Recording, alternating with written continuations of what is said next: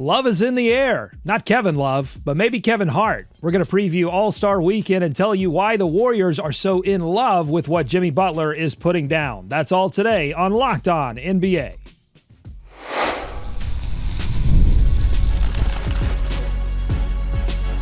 You are Locked On NBA, your daily NBA podcast. Part of the Locked On Podcast Network, your team every day. Welcome to Locked On NBA. Thanks for making us your first listen of the day. We are free. We are available wherever you get your podcast. Part of the Locked On Podcast Network, your team every day. Today's episode is brought to you by FanDuel. Right now, new FanDuel customers can get $150 in bonus bets if your first $5 bet wins. I'm Doug Branson, host of Locked On Hornets and your Shot Clock Sherpa, guiding you through the NBA's biggest stories with the help of Locked On's local experts, and we're doing it every day. With me are two of Locked On's premier national NBA experts from the Locked On Nuggets podcast and senior NBA writer for the Action Network. We've got Matt Moore, and from the Locked On Bulls podcast, we've got Hayes. Matt, Hayes, happy Valentine's Day. We're on the doorstep of All-Star Break Day. Matt Moore, what's making your Josh Hart full today? The break. That's what's making my heart full, is actually getting some time to kind of catch up on everything. I also think that really the level of play that has been good the last month or so, but it's so good after the All-Star break. You give these guys 5 days off, and next week we're going to get games that are absolutely phenomenal. Playoff races ramp up. We can get through this weekend, have some fun, have some, I guess, weirdo games, but then it's like my favorite time of year, which is let's get serious about the playoffs. Yeah, Hayes, what do you think? Yeah, I mean, I'm definitely excited for after the All-Star break period, but I'm actually very intrigued to see what this All-Star weekend's game's going to actually look like. I don't think it's going to do much to change ratings, but I am intrigued to see how it goes. It feels like this is a stepping stone, right? I don't think anyone's expecting this to blow up this year, but I think it seems like they're trying to make some things happen that could lead to ratings explosions in years to come. We're going to talk about All-Star break and some of the All-Star festivities in a moment, but I want to talk about what happened on the floor last night. Anyone knows that all great loves begin with a spark, and Jimmy Butler has been that since joining the Warriors. The team has gone 3-1, including a win over the Rockets last night. But is he just a slight upgrade over Andrew Wiggins, or is he something more? Here's what Locked On Warriors had to say about Butler's impact. Butler brings something the Warriors don't have: his ability to attack the basket, his aggression to drive, and his ability to finish in the paint is elite.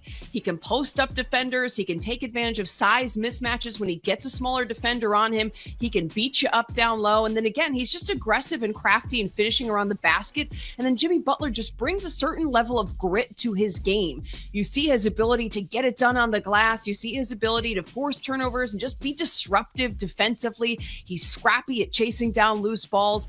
I just like the heart, the hustle. There's just a little bit of an oomph that Jimmy Butler brings, and a toughness that I think this Warriors team desperately needed. In addition to the fact that he's so dangerous at finishing in the paint, and the Warriors also desperately need that to complement the outside shooting. It's a great addition and marriage to what the Warriors already have going. I think that Jimmy Butler has elevated what the Dubs do. I think he's an upgrade from Andrew Wiggins. All right, small sample size, Hayes. We only have 4 games to judge this on. He scores 19, 8, and 4 last night in 34 minutes in that 105-98 win over Houston. But it does seem like he's having a major impact on what they're doing. Will it be enough to open up a spot in the race for the Western Conference? What do you think, Hayes? I do. I think when you see a motivated Jimmy Butler, he's just a very different player, and especially a Jimmy Butler that's out to prove something, right? And I think throughout whatever happened with the Heat and the talk around him, he's going to be out to prove something for the rest of the season. They've already moved now into the 10th seed in that Western Conference, in that play-in race, and I think that because he's going to have the break now, and it is a smaller sample size as far as runway left for the end of the season, you're going to see the most motivated version of Jimmy Butler for at least the rest of the season. We'll see what next season holds, but I do think he's that shot in the arm that the Warriors needed, and I think he's going to be locked in throughout the rest of this season for sure.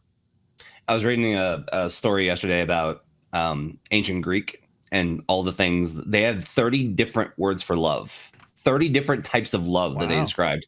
And one of them was called pragma, which is not of the loins and not of the heart, but of the head. It's about a mental connection, a mental love. And you saw this on display last night. There was a sequence where Butler does a DHO with Curry.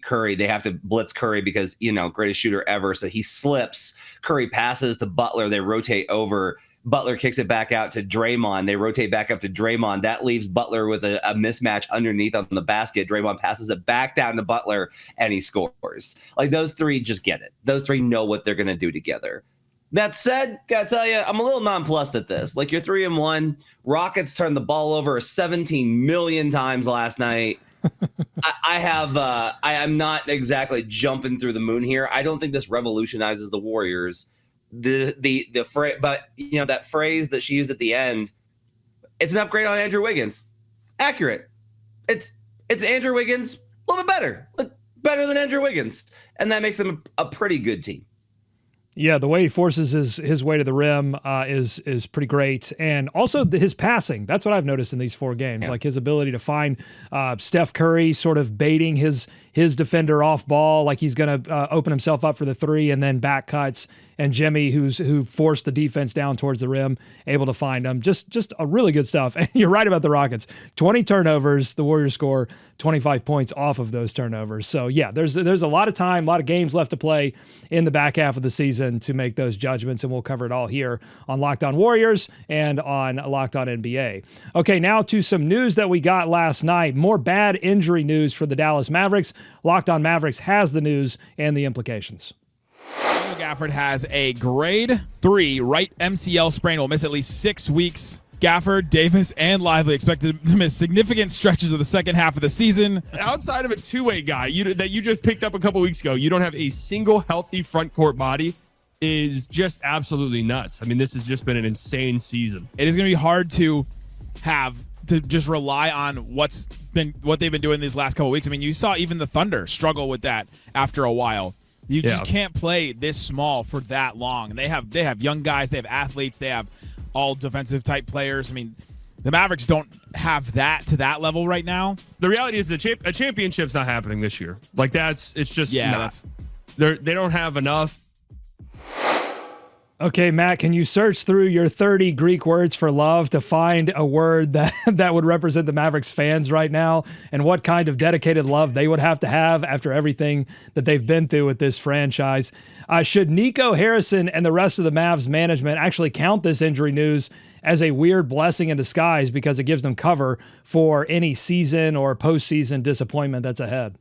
Agape represented a selfless and universal love that could be felt for strangers or wider society. This is like the opposite of agape. What if an entire community just hated the hell out of 2 guys, Dumont and Nico Harrison? So, look, I think the thing here is they can't be you can't do that because you pin Luka on the availability stuff and the conditioning stuff. You said, well, we can't win with him because he's never healthy and he's not in shape. And then now you have your primary guy that you traded for after 2 games or 1 game after a half is out. That you just can't get around that. There's no way to put lipstick on this pig. There's just not. There's no way to paint a rosy picture here. There's no way you're getting out of this. You needed to win the title 2 years in a row for Mavericks fans to be like, all right, fine. I guess you were right. That's the best you could have hoped for. Otherwise, this is just going to continue. The fire Nico stuff is going to go on for months, Hayes. Months. It may go on for years. I mean, I don't know what he's going to have to do to recover from what's going on now with him, but here's the thing. I believe in karma. As much as I am a petty person, I do believe karma always kind of shakes out, and Nico Harrison is in his karma right now. What he did and the decision that he made, it was instant karma for how stupid that decision was. Like, now that the fact that everything's falling apart, yeah, it can give you a little bit of coverage, so now that you can point towards that, but people aren't going to forget. People aren't going to forget what happened. They're never going to forget. And so I don't know what if they can even completely reform the thinking around this team as long as Nico Harrison is still the one running it, unless they make an NBA Finals. So I don't think there's any amount of cover that's going to cover up how this fan base feels about Nico Harrison. It'll be very interesting to see what they do in the offseason to continue to upgrade that team, if anything. More injury news. Paul George has been struggling lately. We talked about it on yesterday's show, but now we got some new information. According to Shams Charania, George has been dealing with tendon damage in his left pinky and has even been getting injections just to stay on the floor. Matt, does this change the way we should look at his recent struggles? Should we cut him some slack? Or is this the standard for a superstar on a team with expectations? You got to play through things and you got to play well. John Wall played in a series with a broken wrist. Like, he had a cast on his wrist and he still was putting up numbers. The other thing here, I think, is I'm willing to be understanding of it because the biggest problem has been his shooting, right? Like, that's been the problem with him, is that he can't hit anything. And if your pinky's off, it does mess with your ability to grip the ball. Like, it is actually important. The problem, though, is like leaking it. Like, it's just another sign where you could have kept this until the offseason. And by not leaking it, you're letting it get out there of like, hey, look, just so everybody knows, like, he's really, like, I'm really hurt. It's not great. Not a great. I'm a Paul George guy, but that's just not a great look. I just think that everybody's banged up. Everybody's got injuries. Everybody's got stuff going on. Jason Tatum had a wrist injury in the 2023 series. Like, this stuff happens all the time. You just kind of got to work through it. It's part of it when you're a superstar, I think.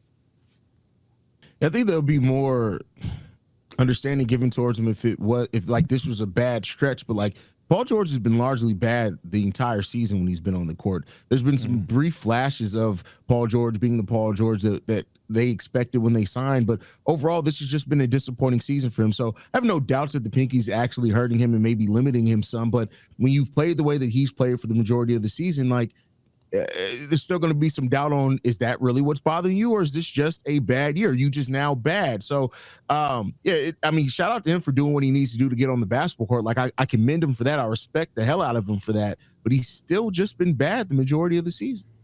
Yeah, and you wonder, going to Matt's leak point, contrasting that with the other superstar that's on that team, Joel Embiid, and his inavailability, and maybe contrasting that. Could be an interesting play there. All right, coming up, we are going to talk All-Star Weekend. Which events should you most be excited about? And what's the scenario where the All-Star game and all of its machinations actually works? That's coming up on Locked On NBA. Today's episode of Locked On NBA is brought to you by DoorDash. NBA fans, get ready. They swoosh, you save. Thanks to Dash Pass. Every time a player drops 50 or more points in a game, you score a huge deal the next day. It's simple. When any player scores 50 or more in a game during the 24-25 NBA regular season, Dash Pass members get 50% off of an order, up to $10 off the next day from noon until midnight. Here's how to take advantage of the deal. After an epic 50-point performance, celebrate by ordering wings, pizza, or burgers from your favorite spot, delivered straight to your door. Staying up watching highlights or just need a midnight snack? Use Dash Pass to grab something delicious while saving big. Need a quick and easy lunch the next day? Dash Pass gets you your favorite meals with $0 delivery fees and reduced service fees. Plus, now you save even more with this exclusive NBA offer. Get a burger after a 50 burger. Come on. Planning to catch the next game? Order go-to snacks and meals at a discount and get ready for more high-scoring action. Sign up for Dash Pass and be ready to save when any player scores 50 or more in a game. Dash Pass members get 50% off an order the next day, up to $10 off. Just use promo code NBA50 from noon to midnight after a 50-point game on eligible orders at participating merchants. Must have an active Dash Pass account. Terms apply. Visit DoorDash to learn more. More Locked On NBA ahead. Thanks for making Locked On NBA your first listen every day. Your favorite NBA team has a free daily newsletter. Check it out at lockedondaily.com. Subscribe and stay up to date with local expert analysis from your favorite team. All right, All-Star Weekend is upon us. We've got the celebrity game coming up tonight. And then, of course, we've got the three-point shooting contest, the dunk contest, a completely reformatted All-Star game. My first question is, which event should fans be most excited about, Hayes? I still say the dunk contest. I think Mac McClung has been very, very entertaining, not only because my Modest is in it as well. The dunk contest is still the one that I look at that I think is going to offer the most entertainment. The skills competition as well has been really fun the last few years, so I'll say a mix between those two. Pass. You don't like any of these events. Okay.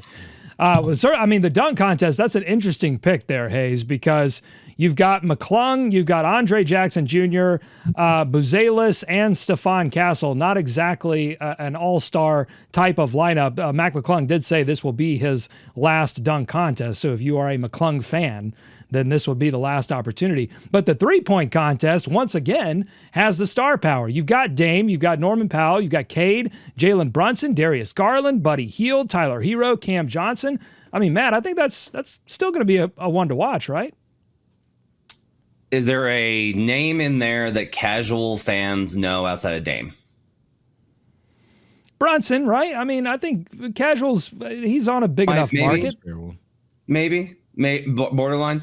I don't blame Steph for not doing it. He's won this thing a lot, but Steph not doing it in the Bay, a little bit of a bummer. Little bit of a that's kind of a letdown. Look, I think the 3-point contest is probably the most fun to watch at this point. Like, it just is. I have very low expectations for the All-Star contest because the dunk contest.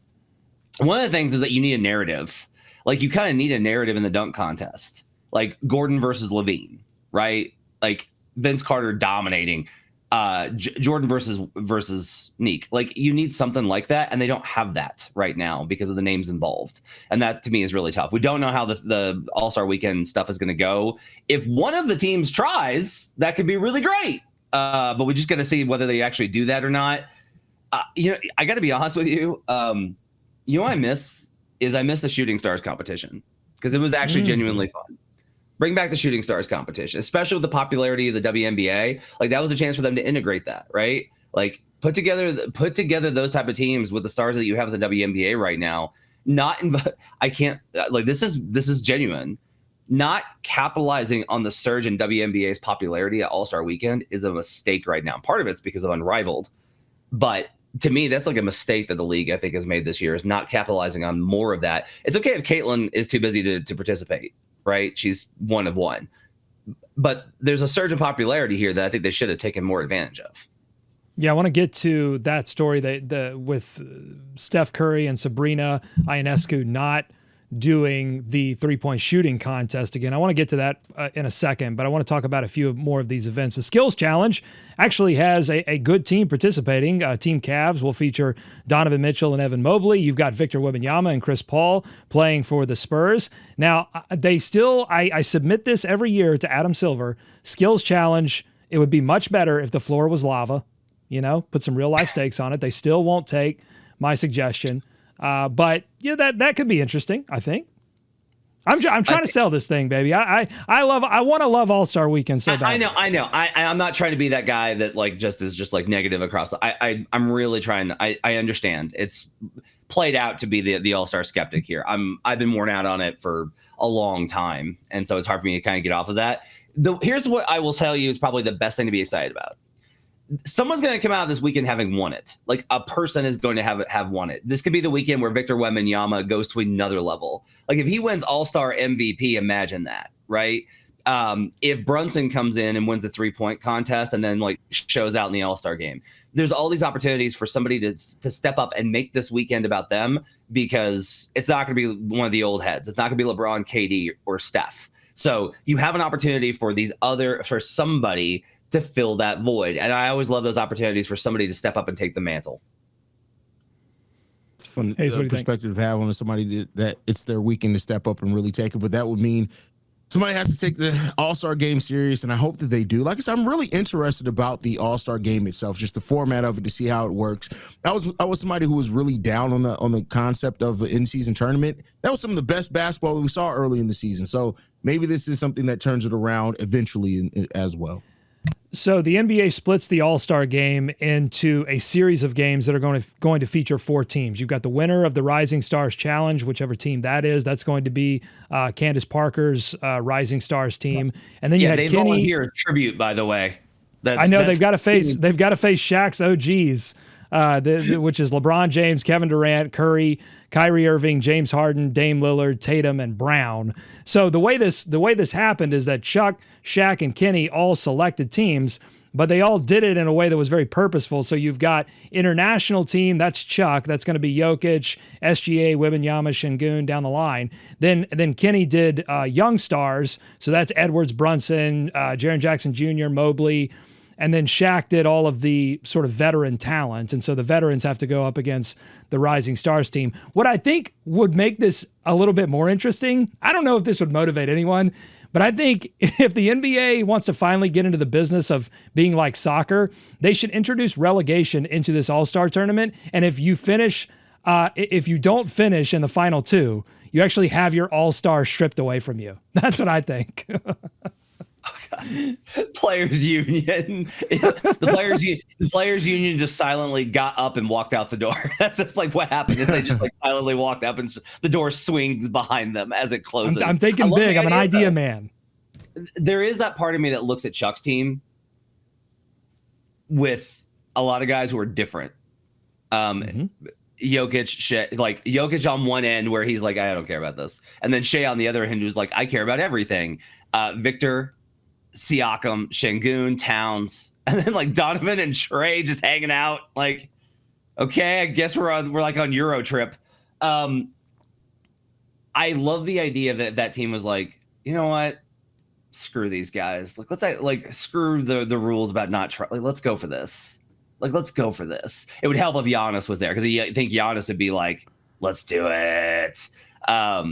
But I just love that idea if they were to kind of expose how much this is an American problem, which I don't tend to go down that road very often. But I do look, if you ask me where the All-Star game went derailed, I'm not somebody that blames LeBron consistently. I blame him for this. He was like, when he took over, that's when the All-Star game started going, pew, wouldn't do the dunk contest, never really went for it. Like, to me, that's very indicative of something. So like, I kind of love the idea of if Chuck's team were to take this surprisingly seriously going in. A couple of final questions on this. Hayes, if you do get a global team versus either Shaq's team or Kenny's team for the final, and it's actually a great game, should that open the door for the NBA to actually do the thing that a lot of people have been wanting them to do, which is go international versus U.S. for the next All-Star game, or do you think it results in them just keeping this tournament idea? They'll probably keep the tournament idea for a while, but it has been like something I would love to see is the U.S. versus international. Like, I think that is an angle that you can take, especially with the growth of the game internationally. I honestly don't know why they haven't thought about that before. I think that's a great idea. And Matt, go ahead. Counter. You can't do that because you'd have Team Canada, and then there's a chance, and nobody wants to hang out with Dylan Brooks all weekend. Problem. Final question very quickly. Matt, you said that the Rising Stars team is going to be offered as tribute, but if they somehow manage to win this thing, would that end the All-Star game altogether? Like, if the other three teams don't care about it enough to even beat a Rising Stars team, would that just be Adam Silver comes in at halftime of the final game and says, enough is enough, everybody go home? Everybody go home. That'd be amazing. Yeah, I'm going to be on my couch with like a little flag for Rising Stars, just being like, let's go. All right, coming up next on Locked On NBA, I am curious about this Steph Curry versus Sabrina Ionescu. They wanted to run it back, but make it bigger. They couldn't make it happen. I want to know if the NBA dropped the ball on this or if it's better to let it cool and wait. I'll ask Matt and Hayes that. Plus, the Thunder and the Cavs, they finished the pre-break portion of the season with the same number of losses, but who's going to finish the season with the least number of losses? Plus, it's Valentine's Day, and I have Matt and Hayes giving out some candy hearts to their favorite NBA Valentines. That's all coming up on Locked On NBA. Today's episode of Locked On NBA is brought to you by FanDuel. When the game tips off, the NBA action there's no better place to get in on it than FanDuel, America's #1 sportsbook. With FanDuel, live bets can be placed throughout the game. If you missed the opening tip-off, no problem. Want to bet on a fourth quarter comeback? Okay, stay in the action. Looking for a bigger payout? Combine live bets into a same-game parlay, and there will be plenty of parlays and ways to bet on All-Star Weekend as well. Right now, new FanDuel customers can get $150 in bonus bets if their first $5 bet wins. Just visit FanDuel.com to join today. That's FanDuel.com for a shot at $150 in bonus bets. Make every moment more with FanDuel, the official sports betting partner of the NBA. More Locked On NBA ahead. Thanks again for making Locked On NBA your first listen every day. Maybe it's your first watch on YouTube, youtube.com/@LockedOnNBA. Okay, there's going to be no Steph Curry versus Sabrina Ionescu three-point shooting rematch at All-Star Weekend. Just announced. They were trying to make this happen right up to the buzzer. It won't be a part of this year's lineup, but despite weeks of discussion on how to take it up a notch and make it happen, Matt, did the league drop the ball by not getting this thing on the floor? I don't think so. I think it was like a cool moment. You can't just keep it's not fair to keep like dragging Steph out and being like, hey, I need you to do this special event with Sabrina to pull up the All-Star Weekend because nobody cares about the rest of it. Can you please do this for us? And like pulling Sabrina into it. Like to me, it's one time is cool. One time is cool. Anything more than that's a little gimmicky. I will continue to say this. They experimented with horse, and I was actually at one of the events where they tried it. Just do that again. Like, you have so many crazy shot makers. Please, let's get a horse competition going. Come on. Hayes, part of the reason this fell apart reportedly was because they were trying to get Caitlin Clark to be a part of it, but she wanted her first three-point shooting contest to be part of the WNBA All-Star Game. Do you like her line of thinking there? Yeah, I love her line of thinking there. I think that like as you're trying to grow the W, and not to say that being an All-Star Weekend can't help grow the W, but I think that her having that mindset of, no, I want it to be at the WNBA All-Star Weekend is a great one to have, and I commend her for it, to be 100% honest with you. Okay, let's move on to the Thunder. They go into the break with a whimper and a bad loss to the Minnesota Timberwolves. Rylan Stiles called it the worst loss of the season. They've only had 10 of them, so there weren't a lot to pick from. That ties them with the Cleveland Cavaliers. On the latest Locked On Cavs podcast, Danny Cunningham identifies a potential postseason advantage for the Cavaliers after watching the Knicks take down the Hawks in OT on Wednesday night. The entire starting lineup for the New York Knicks played at least 42 minutes. No member of the Cavs has played that many minutes in a single game this year. When the postseason arrives, it can often become about survival of the fittest, survival of the most available, survival of the freshest.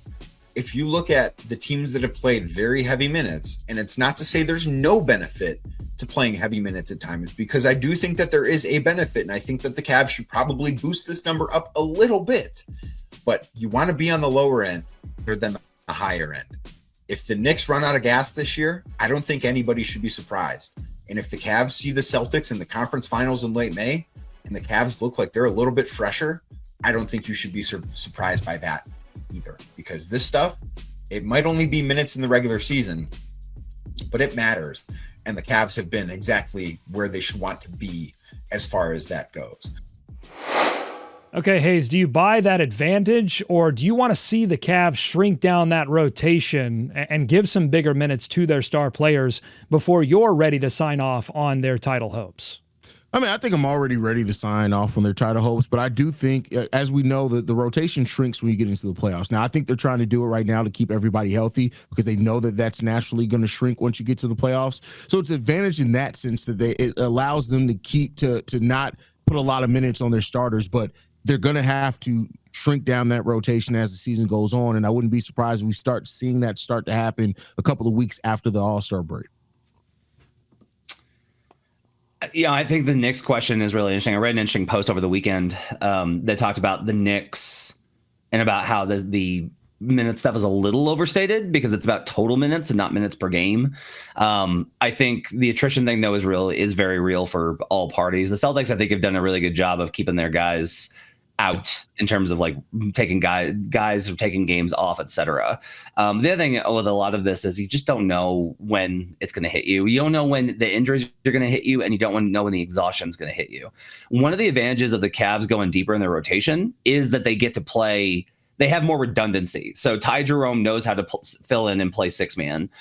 Sam Merrill knows how to come in and play Max Strus's role. You have this redundancy on the roster that's a little bit better versus the Celtics, who are basically just like trying to prove to everybody, like, look how terrible of players we can play and make them viable. It's really pretty amazing what they do. So very quickly, Hayes, which team, Cavs, Thunder, or neither, finishes with the least losses by season's end? I'll say Cavs, mainly because they're in the Eastern Conference. I think, I'll pick the Cavs there. I'll say Thunder. A lot of stuff under the radar with the Cavs is like they're really good, but they're not this. There's a lot of stuff under the radar that kind of says they're closer to the pack than OKC is. Typically on Fridays, we would end by talking about our favorite things, but it's Valentine's Day, so we're subbing that out, and I want to give Matt and Hayes a chance to show their affection for the people that enrich our lives in the game that we love. So tell me what your candy heart is. We're going to give out candy hearts here. They always have messages on them. Tell me the candy heart that you're giving out to which player or which team or which thing. I'm just kind of opening it up freestyle for you guys to show your affection. Matt, we're going to start with you. I have two. My first one says 30 and 5, and that's for Dean Wade, who, of course, of course. And the true reason for the Cavs' success, 30 and 5 with Dean Wade. Come on.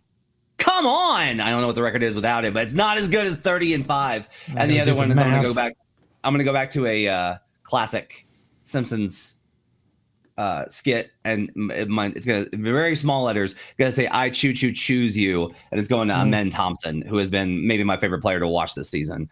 Just a dog on both ends. He's grown offensively. He's a playmaker. Amen's been absolutely sensational. He is one of my 5 favorite players to watch this season. So I choose Amen Thompson. Hayes.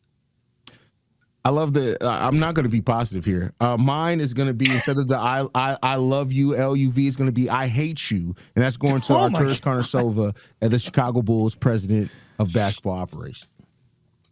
Oh, man. Googling Greek words for hate. How many? There's only one. It's Hayes. It just as so happens.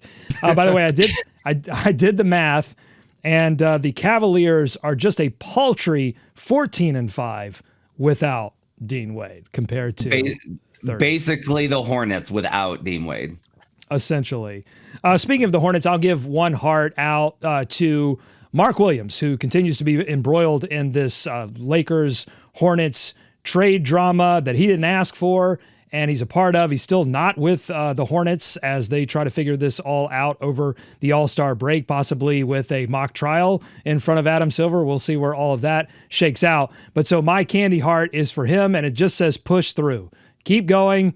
There's a lot of NBA life ahead of you. It might be with the Hornets. It might be with another team. But this stinks for Mark Williams, and I hope he gets past it. That's a really nice message, Doug. That's really nice. I have one more, which is just thank THNKU. And it's to Russell Westbrook, who has been extremely kind with the media this season. I've done a million pressers with Russ in my time, and he's never been the most fun guy to talk to. And instead, he's been gracious and has a smile on his face and been warm and insightful in every media interaction that he's done with the Nuggets. Now, he only does them when he gets to do the podium. And other than that, he's out. But still, I will take it, thanks to Russell Westbrook, for his a newfound level of respect and generosity this season with the media. And I'll give out one more quick one, and it says crazy about the letter U, and it's going to a favorite of favorite things of the week. Of course, I'm talking about Boston Celtics head coach Joe Mazzulla, who stays crazy. He's stayed out of the headlines. He's been a little conspicuously absent. I need you to get crazy again so I can stay crazy about you, Joe Mazzulla, because your quotes really keep me going. All right, that's going to do it for this Valentine's Day edition of Locked On NBA. Can't wait to talk about the All-Star weekend next week with Matt and Hayes. Thank you to both of them for sharing their expertise with all of us here every day. If you like what you heard, subscribe to Locked On NBA wherever you get podcasts. That includes YouTube. Enjoy this weekend's action. Be kind to each other, and we're going to see you right back here next week on Locked On NBA.